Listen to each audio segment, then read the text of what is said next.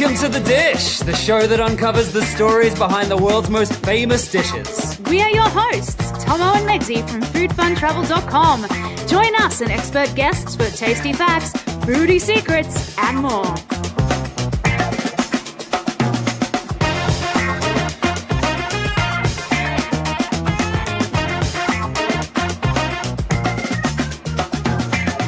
In part one of this double episode, the foundations of traditional Bulgarian cuisine, learn about the flavors that make things taste uniquely Bulgarian. Also, the history of Bulgaria's national dish, the Shopska salad, plus the best soups, salads, and dips in Bulgarian cuisine.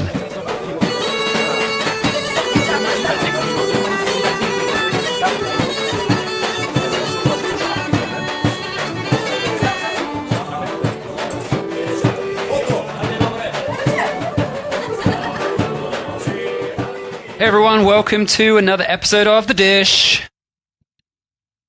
Chocolate. Of course you're eating. Well, that is part of our job, so that makes sense. All right, let's not talk about chocolate. Let's talk about Bulgarian food. Bulgarian food. Specifically, what to eat in Bulgaria. Yeah, this is one of our what to eat in episodes where we talk about a few different dishes from a destination that we particularly like. A little bit of history for each one, a little bit of a story behind each one, and as well as that, also just foods that we really liked. I think Bulgaria is a really undiscovered foodie destination. Food and wine, mind you. We tell people about Bulgarian wine, and they're like, Bulgaria makes wine? I'm like, yes, they do. Bulgaria is one winery. If you look at a map of Bulgaria, it's covered in wineries. The whole country is wine region. Yep. It's a surprise to most people, but it is fantastic. They do have some great wine these days. Now, we're actually going to be rocking out a double episode on Bulgaria because, seriously, there is a lot. Good. Yeah. There is a lot to eat. I actually recently put together a very large article of not just everything we ate, but also a few other things. But I'm pretty sure almost everything in the article we have actually eaten. It was almost 70 dishes. It was so many different foods that we've been to Bulgaria about three or four times now. So we didn't just eat 70 dishes one time when we visited for 3 days. And we spend quite a lot of time in a country when we go normally. If we go to explore the cuisine, we spend at least a month in most places when we do that. So, yeah. The actual article, I was like, this is so many dishes. If I put that on the title of the article, no one will ever read it because I'll be like, this is like a Bible of Bulgarian food. And I don't want to read that. I just want to know what to eat on my trip. So, but yeah, actually, the article has a lot more dishes in it than the title suggests. So this is a double episode because there's a lot to talk about. And in the first part, we're going to be talking about Bulgaria's famous soups and salad, as well as the foundations of Bulgarian cuisine. Yeah, it's very rare that we talk about salad because everybody knows that you don't make friends with salad. So we very rarely talk about it. But when it comes to Bulgaria, you have to, because to tell you the truth, I go to Bulgaria to eat their soups and salads. It's one of the places I know where I can actually be reasonably healthy.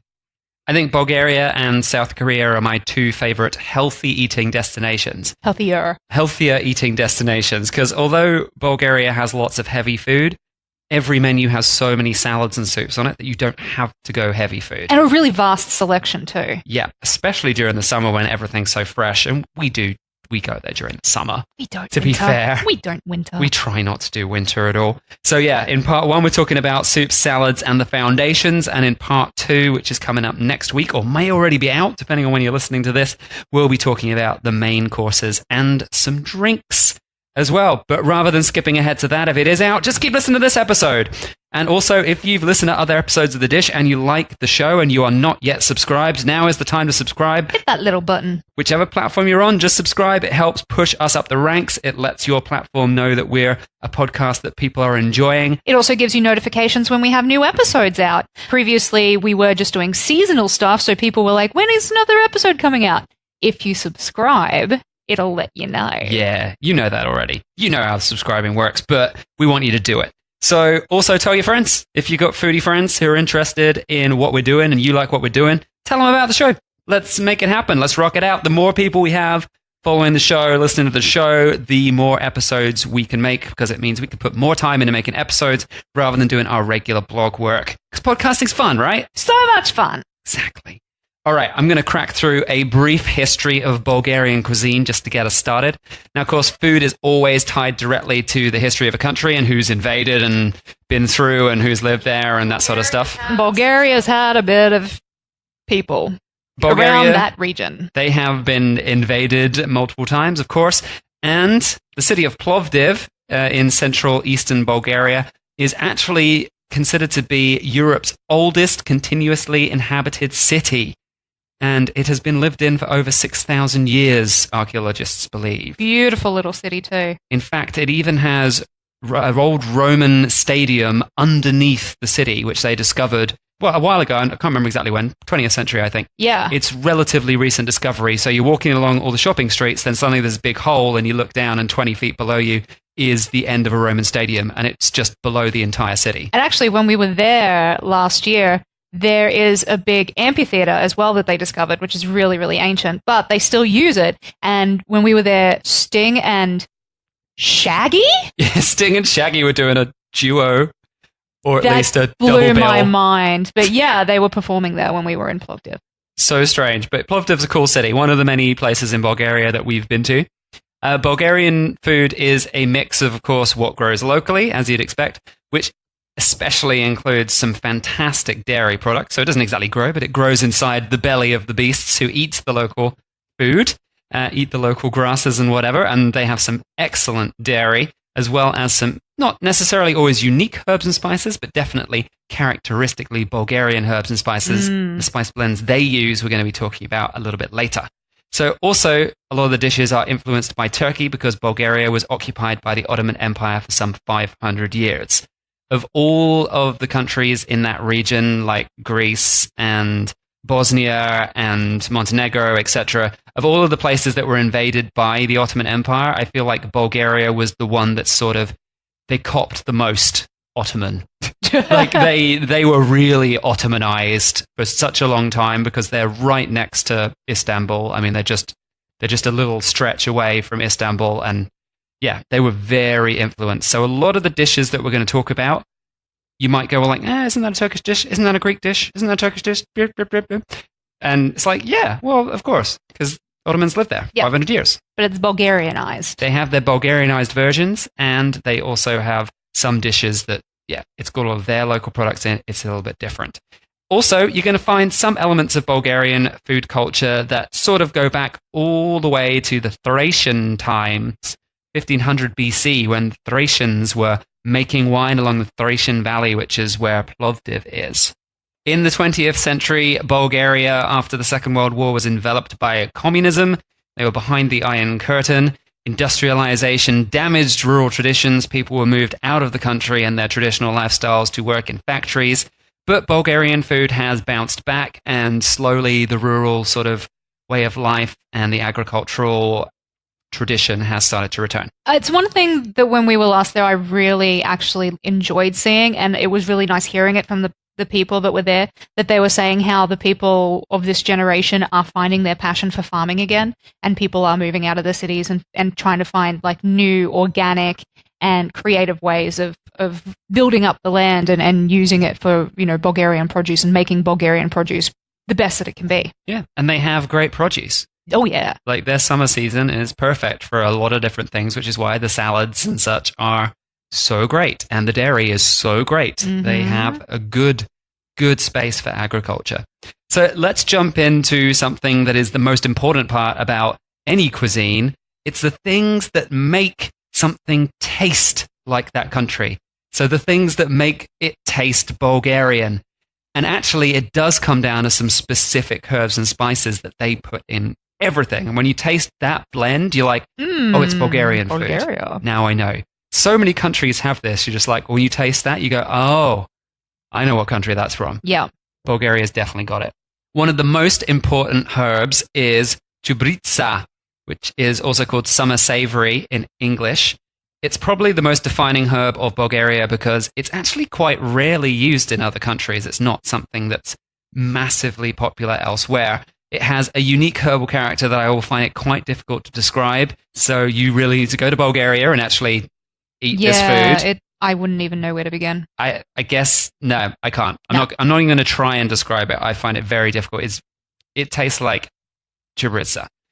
They use it for a lot of their grilled meats. They use it as a herb to complement various cold dishes. It's just thrown into so many different things. It's everywhere, and it makes stuff taste Bulgarian. Yep. It's great. And it's yum. Love it. One of the other most important condiments is Sherena sol, which translates as colorful salt. And this is a blend with the chibritsa I just mentioned, as well as paprika and salt. I love this mix. Oh, it's very good. Sometimes the recipe also includes fenugreek and or cumin, perhaps. A little bit of those. It brightens up any meat. So it's just like your overall general salt. You can throw it on some meat and grill it. It's going to make it a little bit more interesting than just the chibritsa. It adds a bit more. But really, you just mix it with a little oil and a bit of warm bread, and it's a table snack. Yep. And it's so good. We didn't realize this at first, and then one of the waiters showed us how to sort of, like, it all worked, and we were like, oh, how have we not known about this? So good. Didn't discover it until our most recent trip.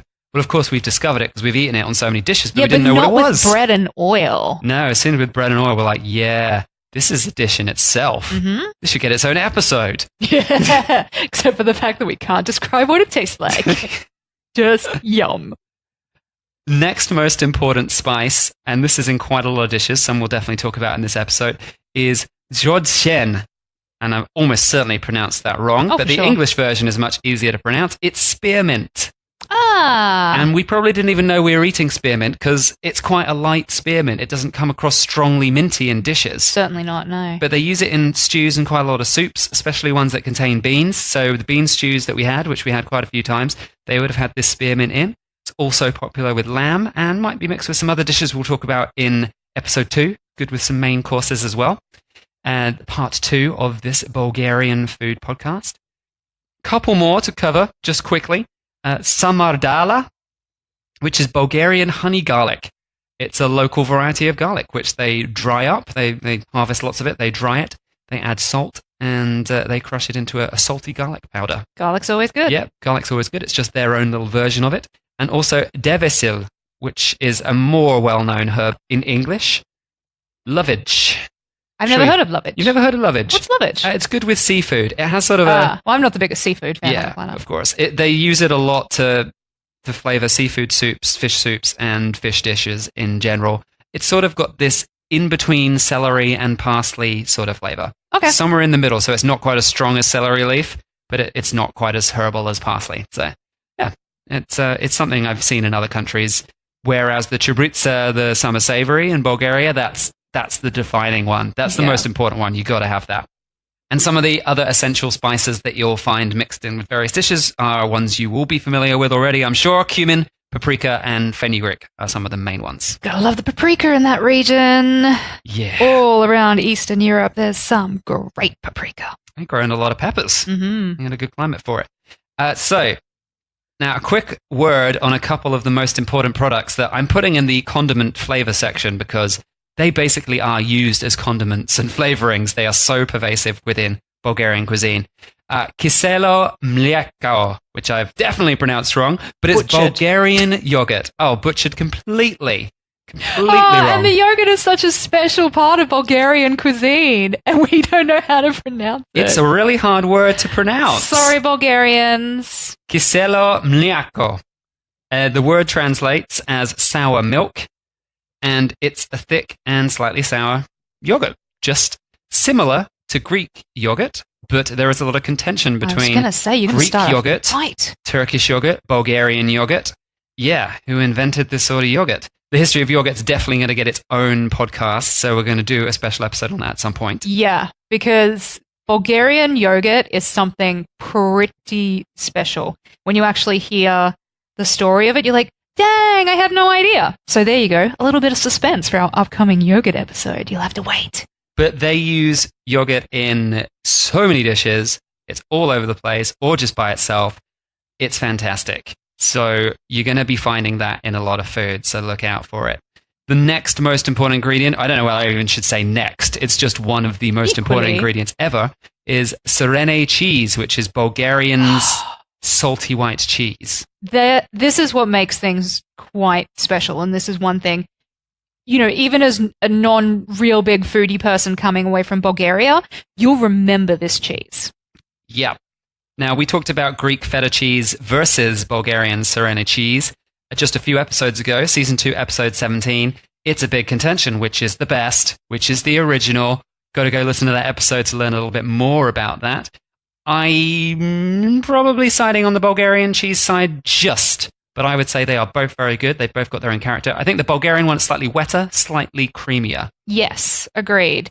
But as we said in the other episode, it really does come down to where you get it and who the producer is. Yeah. So more on Sirene cheese in that episode, season 2, episode 17, or go to foodfuntravel.com/feta podcast and you will find that as well. But yeah, they use it in so many dishes. It's in the pastries, it's in the dips, it's thrown on top of salads. Of course, we're going to talk about that in this episode. It could be why I like the salad so much, because it's always just covered in cheese. Yeah. And the Sirene cheese is fantastic. So yeah, those are the most important condiments and dairy products that are everywhere. You will find that making up so many parts of the cuisine. It's unreal. There are main courses that are just made with loads of the cheese. And of course, you can just get, you can just get a cheese plate. Yeah, you can just get it just by itself. Yeah. That's totally fine. All right, it's salad time, and that could be the only time I announce it on any one of our podcasts ever. But Bulgaria is salad central. They have so many different salads, and it's one of the top things that we love about the country. It's surprising how healthy you can be. The word salad is used interchangeably, though, so it's not just for a traditional salad that you would expect with a salad element and a dressing. We're also talking about various cold dips. They're also referred to as salads. Yeah. So, yeah, it's not just like lettuce and dressing. It also can go into your, as you just said, your dips and your different, I don't know, there's some things that it's like a firmer dip, like because they're put in the shape of like a ball rather than... Those ones quite often have sort of cheese and yogurt in. I'm fine with that. Of course. But that's also a salad. So when we say they're all salads, not all the salads are made equally healthy. Yeah. Some of them are full of dairy, which is awesome, but yeah, maybe not quite as healthy. Now, let's talk about Bulgaria's most famous salad, Shopska salad. I know you're a Shopska salad fan. I love Shopska, and pretty much I can order one every day. And then, there's 2 different types of Shopska salad that you can get, isn't there? Well, let me think about this, because there was definitely 2 different ones that we had to remember while we were there. And it was like, this one has the this in it, and this one has the this in it. And right now, I can't remember what the this is. Well, I've got some information on Shopska salad that might remind you about that. Although, a bit of contention involved in this. As with a lot of these dishes, everyone, of course, disagrees on their own personal version. And or is it the difference between the Shopska salad and the shepherd's salad? There is definitely a difference between those 2. That's where I'm getting confused. We'll get into that. But Shopska salad is the most famous Bulgarian salad. It's considered a national dish.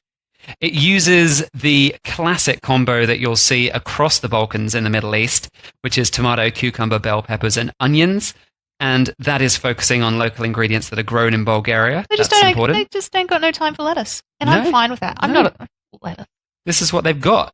But I feel, and I think most people feel, the most important reason why it's a uniquely Bulgarian salad is because of the addition of the Sirene cheese. Of course, it has that Bulgarian white cheese on top. And as that's a Bulgarian cheese that is not made anywhere else, because everywhere else it's Greek cheese or Turkish cheese or whatever, this is such a special cheese that's really so Bulgarian. And rather than like a slab like you'll get on a Greek salad, you'll get a slab of feta on top. This, they actually grate it all on top, so you get like a nice mix throughout your entire salad. Grated is definitely the most common version that we've had. Apparently, they will sometimes cube the cheese, but grated is sort of like the number one preference. Now, Bulgaria, unlike Greece, is not a big olive oil producer, so they actually use sunflower oil, and instead of lemon that you'd get in a Greek salad, you're going to be getting red wine vinegar and salt and pepper. And typically, the salad does not come dressed. You almost always have the salad dressing on the table, and you put your own on. Yeah, which is great, I think, because... Choose your own. Yeah. Choose your own adventure. Exactly. Now, you'd assume that a salad this incredibly simple must have been around for hundreds of years, right? Well, yeah. No. Oh. You'd be super wrong. It's one of those, we just made that 20 years ago. Even though salad is incredibly plentiful in Bulgarian cuisine today, and it's one of the reasons we love modern Bulgarian cuisine, historians actually believe that salad was barely eaten at all until the 20th century in Bulgaria. Wow. It was not a thing. Furthermore, the Shopska salad appears to have only been invented or in some way adopted into Bulgarian cuisine in the 1950s or 60s. And in fact, quite a few different sources believe it was a project run by Balkan Tourist, which was the communist state-run tourism agency at the time, and they used it as a way to promote tourism to Bulgaria. Really? Yeah. Why would anyone think that a salad is going to boost tourism? Come to Bulgaria, we've got salad now. Well, there is a story behind why they did this. One source suggests that the salad was actually created by professional chefs, like completely just created from scratch as an experiment. The chefs were from Balkan Tourist, so not only was Balkan Tourist the communist-run tourism agency, but they also owned a whole bunch of state-run restaurants, which were, of course, like the communism tourist restaurants that all tourists were taken to. You would be taken to a Balkan Tourist restaurant. It's all very communist. It's quite crazy. And this was actually created in 1956 at a restaurant called Chernomorets at the beach resort of Druzhba near Varna, which is on Bulgaria's Black Sea coast in eastern Bulgaria. There was a first written reference to the Shopska salad, and no reference before this, I have to say, this is the first ever written reference, was in 1956 in a book called Book of the Hostess.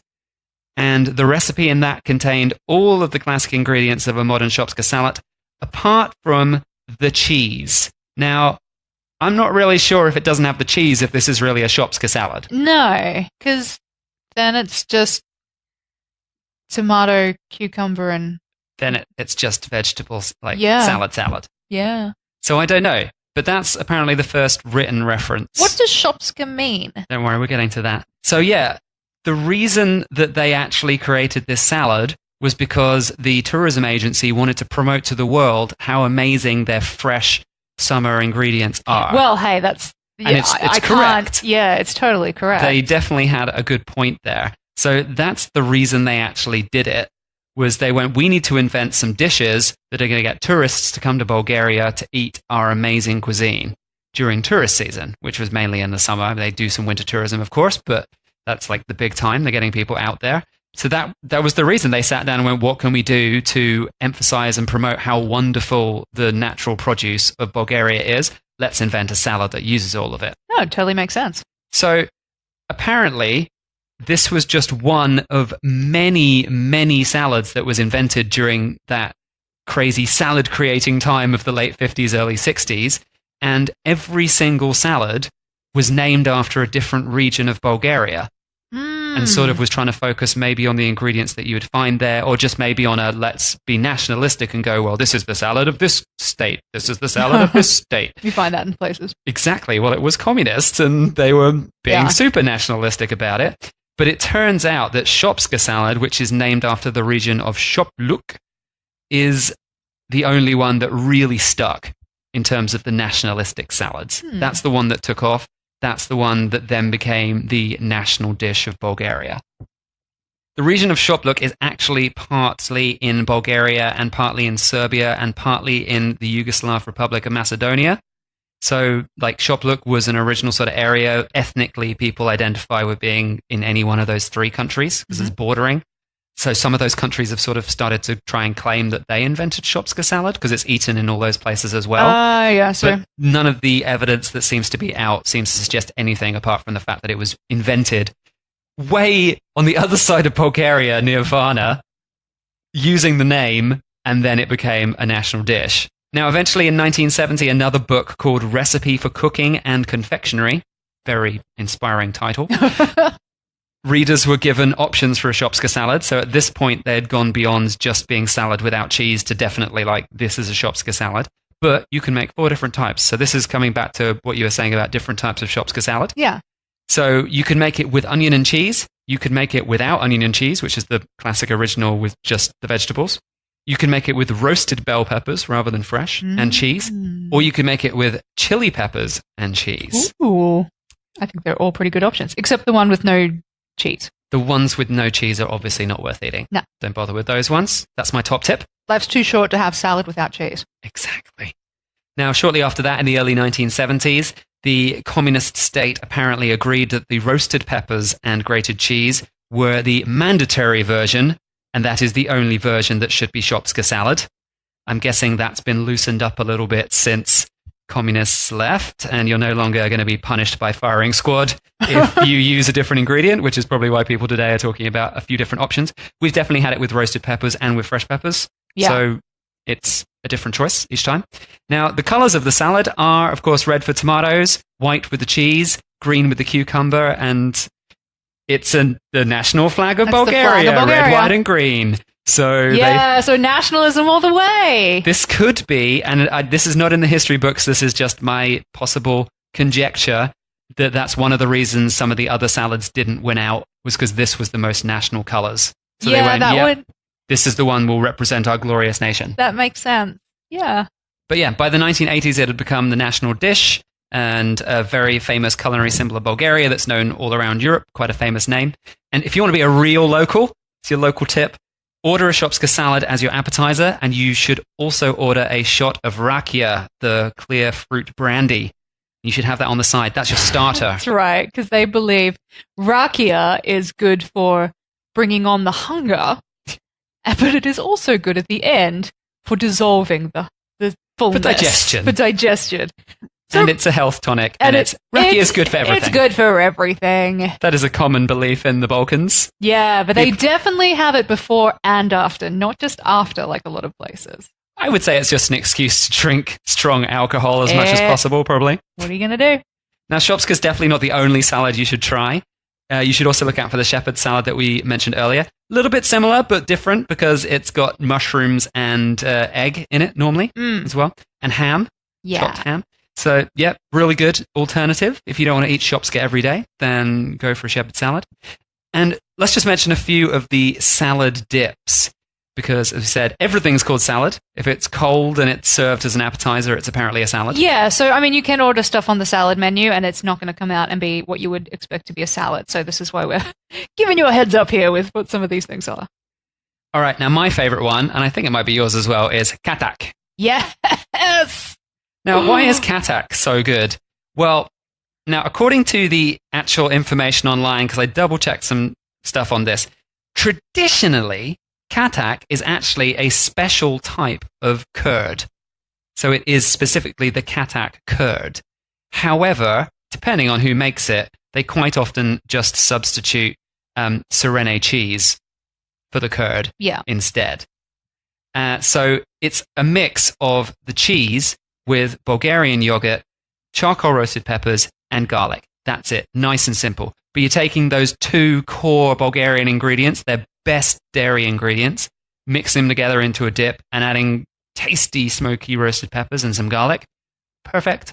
Love it. It's amazing. You get some fresh bread and you dip that right into that, and it will change your world.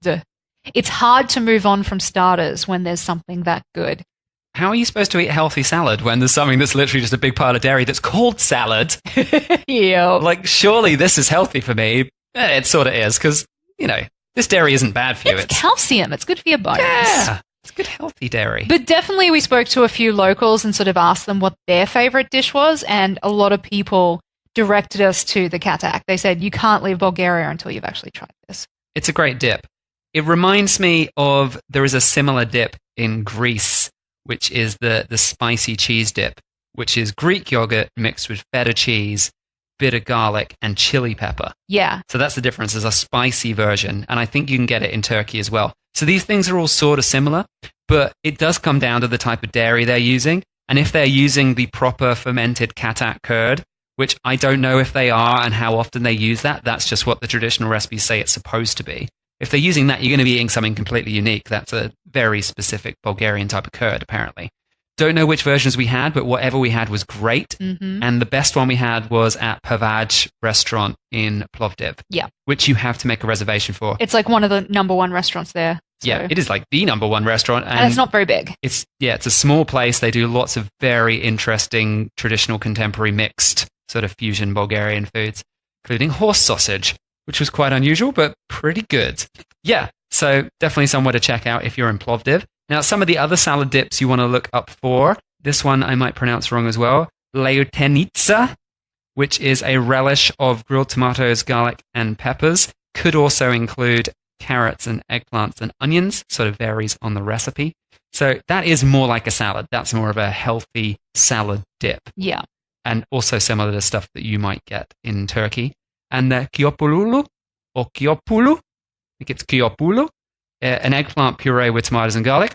Once again, popular in Turkey. Mm-hmm. And the sneshenka, which is also in English called Snow White, which is a yogurt-based dip with cucumbers, walnuts, garlic, and dill, sometimes with some black olives added on top as well. Yep. So it's sort of on your way to being similar to tzatziki. Sort of. It's like that yogurty cucumber dip, but it is quite different because it's got walnuts and dill. Yeah. Different type of flavor. I love the dill in Bulgaria. They put it in a lot of their salads, and there's something about I'm 100% addicted to it, and I can't wait for next summer to come around so I can get dill again because I've just been missing it since we were in Bulgaria. Speaking of dill, let's talk soup because their most famous soup, it's not actually my favorite because it's a cold soup and I'm not big on cold soups. Yeah, I don't dig the cold soup. But their most famous soup that Bulgarians absolutely go crazy for, and every person we met who asked about what to eat in the summer, they're like, tarator. Yeah.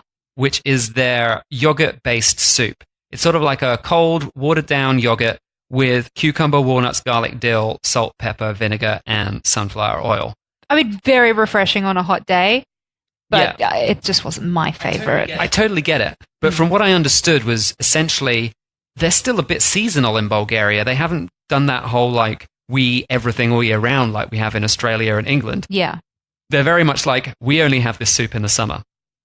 So it's like a special thing for us, and it's refreshing and it's nice. So it's sort of like the Snow White dip that we just mentioned before, but with loads of water added. And it's to make it soup. Make it into a soup.